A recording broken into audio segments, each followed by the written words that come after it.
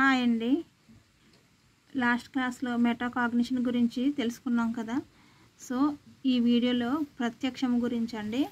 So ఈ ప్రత్యక్షం తర్వాత ఇంకొక 2 టాపిక్స్ ఉన్నాయి, మేజర్ టాపిక్స్. అవి అయితే కంప్లీట్ అయితే గన ICTA అనేది కంప్లీట్ అయిపోద్ది, ICTB అనేది మిగిలి ఉంటుంది. సో ఎవరైనా చూడకపోతే చూడండి, మీకు ఒక ఐడియా అనేది వస్తుంది అసలు ఏంటనేది ICTAలో. సో స్టార్ట్ చేద్దామండి. ప్రత్యక్షము, పర్సెప్షన్ అనే ఆంగ్ల పదము పర్సిపియో అనే లాటిన్ పదాల నుండి ఆవిర్భవించింది లేదా ఉద్భవించింది. ఓకేనండి. పర్సెప్షన్ అంటే జ్ఞానేంద్రియాల ద్వారా గ్రహించడం అండి. సింగిల్ లైన్లో చెప్పాలంటే ఇంద్రియ జ్ఞానాన్ని అనుభవపూర్వమైన అర్థాన్ని ఇవ్వటమే ప్రత్యక్షము. ఇంద్రియాల ద్వారా గ్రహించేదాన్నే ప్రత్యక్షం అంటారు, దీన్నే పర్సెప్షన్ అంటారు. ఇందులో ఈ స్పెల్లింగ్ చూడండి, పర్సిపియో ఈ రెండు ఇచ్చి స్పెల్లింగ్స్ అటు ఇటు జంబుల్ చేసి టెట్లో అడుగుతారండి. సో పర్సిపియో కానీ వాటి యొక్క స్పెల్లింగ్స్ బాగా ప్రాక్టీస్ చేసుకోండి. ఇందులో లాస్ట్ టైం అలానే అడిగాడు, స్పెల్లింగ్ అటు ఇటు చేసి వీటిలో పర్సెప్షన్ అనే ఆంగ్ల పదానికి లాటిన్ పదం ఏది అనేసి ఆ రెండు మాత్రం ఇచ్చాడు. సో స్పెల్లింగ్స్ చూడండి. నెక్స్ట్ పర్సెప్షన్ గురించి నిర్వచనం ఇచ్చింది మోర్గాన్ అండి. రుచిని అందిస్తుందో వాసనని ఇస్తుందో అదే ప్రత్యక్షం. ఈ 2 వర్డ్స్ గుర్తుపెట్టుకుని ఈ నిర్వచనానికి మోర్గాన్ అని గుర్తుపెట్టుకోండి. ఏ విధంగా కనిపిస్తుందో, ఏ విధంగా వినిపిస్తుందో, ఏ విధంగా అనుభవిస్తుందో, రుచిని అందిస్తుందో వాసనని ఇస్తుందో అదే ప్రత్యక్షం. నేనైతే రుచిని అందిస్తుంది అనగానే మోర్గాన్.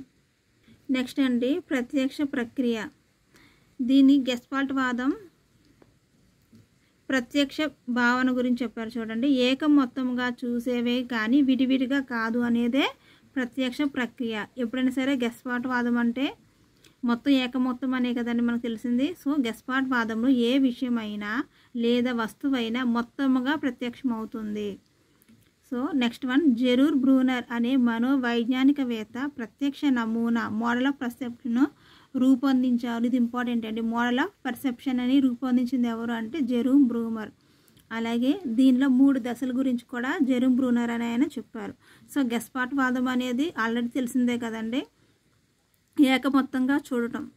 నెక్స్ట్ జెరూమ్ బ్రూనర్ అనే ఆయన 3 రకాల దశలు ఏంటవి? మొదటి దశలో వివిధ సమాచార కవలికలను నేర్చుకుంటారు. నెక్స్ట్ 2వ దశలో లోతైన సమాచారాన్ని సేకరించే ప్రయత్నం చేస్తాం.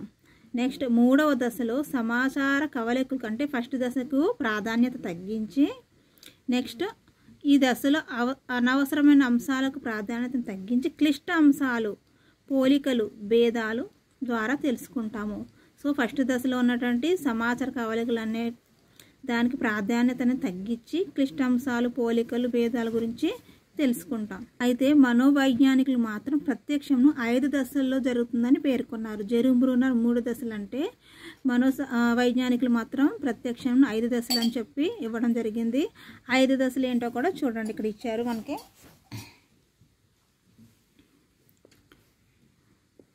మొదటిదండి ఉద్దీపనలను స్వీకరించుట, నెక్స్ట్ ఉద్దీపనల ఎన్నిక, నెక్స్ట్ నిర్వహించటం, వివరణ, ప్రతిస్పందన. ఈ 5 అండి, ఈ 5 దశలు అన్నమాట. మనోవైజ్ఞానికులు ఉద్దీపనలు స్వీకరించడం, హెడ్డింగ్స్ సరిపోతాయండి. ఉద్దీపనల ఎన్నిక ఆర్డర్లు అడుగుతాడు అంతే. నెక్స్ట్ నిర్వహించడం, వివరణ, ప్రతిస్పందన. వీటి యొక్క ఆర్డర్ ఇంపార్టెంట్, గుర్తుపెట్టుకోండి. అయితే వీటి గురించి కూడా డీటెయిల్స్గా ఇచ్చారు. నేను అప్పుడు ప్రిపేర్ అయ్యాను కానీ ఎగ్జామ్స్లో అయితే అడగట్లేదండి, అసలు ఒక బిట్ కూడా రాలేదు. సో ఈ 5 ఇట్లా హెడ్డింగ్స్ నేర్చుకుంటే చాలు. నేనైతే కోడ్స్ పెట్టుకుని మరీ నిర్వహించడంలో ఏముంటాయి, అలాగే ఉద్దీపనలు ఎన్నికలు ఏముంటాయి ఇవన్నీ నేర్చుకున్నా కానీ అసలు ఇవ్వలేదండి. ఒకవేళ మీరు నేర్చుకోవాలి అనుకుంటే కనుక నేర్చుకోవచ్చు ఇవి. నెక్స్ట్ అండి, ప్రత్యక్షము యొక్క లక్షణాలు. ప్రత్యక్షము సంవేదనలపై ఆధారపడి ఉంటుంది. నెక్స్ట్ ఇది ఒక సంశ్లేషణ విశ్లేషణతో కూడిన ప్రక్రియ. ప్రత్యక్షానికి నిశితమైన పరిశీలన ఉంటుంది, సమన్వయంతో కూడిన ఒక ప్రత్యేక చర్య. ఈ 4 అనేవి చూసుకోండి. నెక్స్ట్ అండి, ప్రత్యక్షము నిర్వహణ అనగా భామ్య ఉద్దీపనలను గుర్తించి వివిధ నమూనాలను చేర్చి వస్తువులు విషయాల గురించి తెలుసుకోవడం. సో ఆకృతి ప్రత్యక్షం నిర్వహణ వ్యవస్థీకరణ. ఇందులో ఆకృతి క్షేత్ర సంబంధం అని చూడండి, ఇది ఇంపార్టెంట్. అందులో రూబిన్ అది కూడా చాలా ఇంపార్టెంట్ అనమాట. సో చూద్దాం. ఆకృతి క్షేత్ర సంబంధాన్ని మొట్టమొదటగా రూబిన్ అనే మనోవిజ్ఞాన శాస్త్రవేత్త వివరించారు. నెక్స్ట్, ప్రత్యక్ష వ్యవస్థాపనలో ఆకృతి క్షేత్రానికి మధ్య భేదాన్ని చూడటం ఒక ప్రాథమిక సూత్రము. నెక్స్ట్, ఆకాశంలో ఎగిరే పక్షిని ఆకృతిగా చూస్తే దాని వెనుక గల ఆకాశమును క్షేత్రముగా చెప్పవచ్చు. ఈ ఎగ్జాంపుల్ అనేది ఇంపార్టెంట్ అండి. ఆకృతి అనేది బర్డ్కి, అలాగే క్షేత్ర సంబంధం ఏంటంటే దాని వెనుక ఆకాశాన్ని క్షేత్ర సంబంధంగా చూడవచ్చు. అలాగే ఆకృతి క్షేత్ర సంబంధాన్ని మొట్టమొదట రూబిన్ అనే శాస్త్రవేత్త వివరించారన్నమాట. నెక్స్ట్ పాయింట్లో చూడండి, రేఖాకృతులు అనేవి వెర్నర్ అనే శాస్త్రజ్ఞుడు ఏ విధంగా ప్రత్యక్షం చేసుకోబడతాయో అనే దాని గురించి వివరించారనమాట. రేఖాకృతులు అనగానే మీకు ఎవరు వివరించారంటే వాటి గురించి వెర్నర్. సో ఈయన ఆకృతి రూపం ప్రత్యక్షం నందు వాటి యొక్క పాత్ర ఏమిటి అనే దానిపైన కృషి చేశారు. అలాగే రేఖాకృతి అస్పష్టంగా కనబడినట్లు ఉంటే ఆ ఆకృతి కూడా అస్పష్టంగానే ఉంటుందని తెలియజేసింది ఎవరయ్యా అంటే వెర్నర్. అలాగే ప్రత్యక్షం నిర్వహణ వ్యవస్థీకరణ గురించి తెలియజేసింది ఎవరంటే మనకి గెస్పాల్ట్ వాదులు అనమాట. గెస్పాల్ట్ వాదులు ఎవరండి? జర్మనీకి చెందినటువంటి వెర్దిమెన్, కోఫ్కా అండ్ కోహ్లర్. ఈ ముగ్గురు దేని గురించి? ప్రత్యక్షం నిర్వహణ వ్యవస్థీకరణ గురించి వివరించడం అయితే జరిగింది. ఇది ఇంపార్టెంట్ అండి. నెక్స్ట్ చెప్పబోయి ప్రత్యక్ష వ్యవస్థాపన నియమాల్లో ఆవిరల నియమము, దీన్ని సాంతత్య నియమం అంటారు. ఇది ఇంపార్టెంట్ అండి. నెక్స్ట్ సామీప్య నియమం చూడండి, ఇదొకటి. నెక్స్ట్ సామ్య, దీన్ని సారూప్య నియమం అంటారు. వీటి అదర్ నేమ్స్ కూడా బాగా గుర్తుపెట్టుకోండి. నెక్స్ట్ పూరణ నియమము, దీన్ని సంవృత నియమం అంటారు. సో వీటికి పిక్చర్స్తో సహా ఇచ్చారు కదా, చూద్దాం డీటెయిల్గా వీటి గురించి. వీటి నుంచి అయితే బిట్స్ అడుగుతున్నారు. సో దీని గురించి ఎక్స్ప్లెనేషన్ అయితే ఉందండి, కానీ దీన్ని సింపుల్గా ఈజీగా గుర్తుపెట్టుకోవడానికి చిన్న లైన్లో చెప్పేస్తాను చూడండి. ఆవిరల నియమము, సాంతత్వ నియమం అంటే ఇక్కడ ఆల్రెడీ ఇచ్చారు చూడండి. కొన్ని ఉద్దీపనలను ఆవిరలముగా ఏర్పరిస్తే ప్రత్యక్షము వ్యవస్థాపనము జరుగుతుంది అని ఇచ్చారు. అయితే సింపుల్గా దీన్ని ఎలా గుర్తుపెట్టుకోవాలంటే కంటిన్యూస్గా ఉండాలి. ఏదైనా కూడా ఆవిరలం అంటే కంటిన్యూస్గా, అంటే డిస్కంటిన్యూ కాకుండా ఆవిరలుగా ఉంటే గాన దాన్ని ఆవిరల నియమం అంటారు. సో ఎగ్జాంపుల్గా చూడండి, డాట్స్ అనేవి కంటిన్యూస్గా ఉన్నాయి. సో ఇలా కంటిన్యూస్గా ఉంటే దానికి డైరెక్ట్గా మన ఈ బిట్కి ఆన్సర్ ఆవిరల నియమము, సాంతత్వ నియమము అని ఇవ్వచ్చు. పిక్చర్స్ గుర్తుపెట్టుకోండి. సామీప్య నియమం అంటే ఒకదానికొకటి దగ్గరగా లేదా సామీప్యంగా ఉన్న అంశాలను ఒక నమూనాగా ఏర్పరచడాన్ని సామీప్య నియమం అంటారు. సో దీనికి ఎగ్జాంపుల్గా ప్యారలల్ లైన్స్ ఇచ్చారు. సో ఒకదానికొకటి సేమ్ ఒకేలా ఉండి దగ్గరగా సామీప్యంగా ఉంటే సామీప్య నియమం అనమాట. నెక్స్ట్ సామ్య లేదా సారూప్య నియమము, అది సామీప్య నియమము, ఇది సారూప్య నియమం అనమాట. అంటే ఒకదానికొకటి ఒకేలా ఉండే స్వరూపంలా ఉండే అంశాలు ఒక సమూహముగా ఏర్పడుతుంది. దానికి దీనికి డిఫరెన్స్ ఏంటంటే ఇవి కూడా సేమ్ ఒకలానే ఉంటాయి, కానీ ఒక గ్రూప్గా సమూహంగా ఏర్పడుతుంది. దీనికి గ్రూప్ అని పెట్టుకున్నాను. సో ఈ డాట్స్కి అయితే కంటిన్యూస్ అనమాట ఆవిరల నియమంకి. అలాగే సామీప్య నియమంకి ప్యారలల్ లైన్స్ దగ్గరగా ఉంటాయి. ఇవేంటంటే అక్కడక్కడ ఉన్నా కూడా సామ్య లేదా సారూప్య నియమం అక్కడక్కడ ఉన్నా కూడా గ్రూప్గా ఉంటాయి. పిక్చర్ చూస్తే మీకు క్లియర్ ఐడియా వస్తుంది. సో ఆ ట్రయాంగిల్స్ ఉన్నాయి, సర్కిల్స్ ఉన్నాయి, స్క్వేర్స్ ఉన్నాయి, అక్కడ గ్రూప్గా ఉన్నాయి. పూరణ నియమము, సంవృత నియమము అంటారు దీన్ని. ఇది పిక్చర్ చూస్తే మనకు అర్థమవుతుంది కదా. అసంపూర్ణ ఆకృతులను అర్థవంతమైన పూర్తి ఆకారాలుగా చూస్తామన్నమాట. సో అసంపూర్తి అంటే ఇన్కంప్లీట్ ఫిగర్స్ అనమాట. చూడండి, క్లోజ్డ్ ఫిగర్స్ కాదు, చూసారా గ్యాప్ వచ్చింది, ఇక్కడ కూడా గ్యాప్. క్లోజ్డ్ ఫిగర్స్ కాదు, గ్యాప్ వచ్చింది. సో ఇన్కంప్లీట్ ఫిగర్స్ అనమాట. పూరణ నియమము, దీన్నే సంవృత నియమం అంటారు. గ్యాప్స్ అనేవి ఉన్నాయి చూసారా. అదే ఈ పిక్చర్స్ చూసుకుంటే ఈ హెడ్డింగ్స్ చూసుకుంటే సరిపోద్దండి. ఇంకా లోపల ఎంత వివరణ అంతా టైం కొంచెం వేస్ట్. సింగిల్ లైన్ మన కాన్సెప్ట్ అర్థమైపోద్ది. నెక్స్ట్ ప్రత్యక్షమును ప్రభావితం చేసే కారకాలు. 2 రకాలైన అంశాలు ప్రత్యక్షాన్ని ప్రభావితం చేస్తాయి. ఒకటి వ్యక్తిగత కారకాలు, నెక్స్ట్ రెండోది వస్తుగత కారకాలు. వీటినే లక్ష్య సంబంధ కారకాలు అంటారు. ఈ బిట్ ఇంపార్టెంట్ అండి. వ్యక్తిగత కారకాలని ఏమంటారంటే లక్ష్య సంబంధ కారకాలు. నెక్స్ట్ వచ్చి సన్నివేశ సంబంధ కారకాలు. ఈ 3 అనేవండి.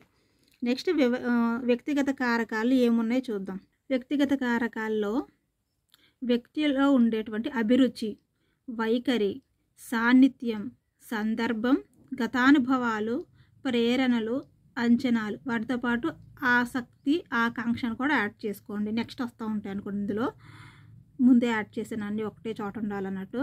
వ్యక్తిగత కారణాల్లో ఏమున్నాయండి? అభిరుచి ఉంది, వైఖరులు, సాన్నిధ్యం, సందర్భం, గతానుభవాలు, ప్రేరణలు, అంచనాలు, ఆసక్తి, ఆకాంక్ష. నెక్స్ట్ వచ్చేసి వ్యక్తిగత కారణంలో రెండవది అభిరుచి అండి. అభిరుచి అంటే తెలిసిందే కదా మనకి. నెక్స్ట్ వైఖరి అండి. వైఖరి అంటే ఒకానొక పరిస్థితికి, వ్యక్తికి, వస్తువుకి పొందికగా ప్రవర్తించే లేదా ప్రతిస్పందించే స్థితిని ఏమంటారంటే వైఖరి అంటారు. దీనికి నిర్వచనం ఫ్రీమెన్ అన్నమాట. ఫ్రీమెన్ నిర్వచించారు. సో టెట్లో అడుగున్నారండి.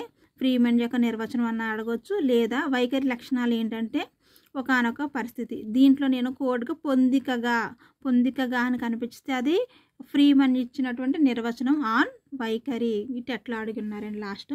నెక్స్ట్ ప్రత్యక్షం ప్రభావితం చేసే కారణాల్లో నెక్స్ట్ ఏంటంటే సాన్నిహిత్యం. ఓకేనండి. నెక్స్ట్ సందర్భం.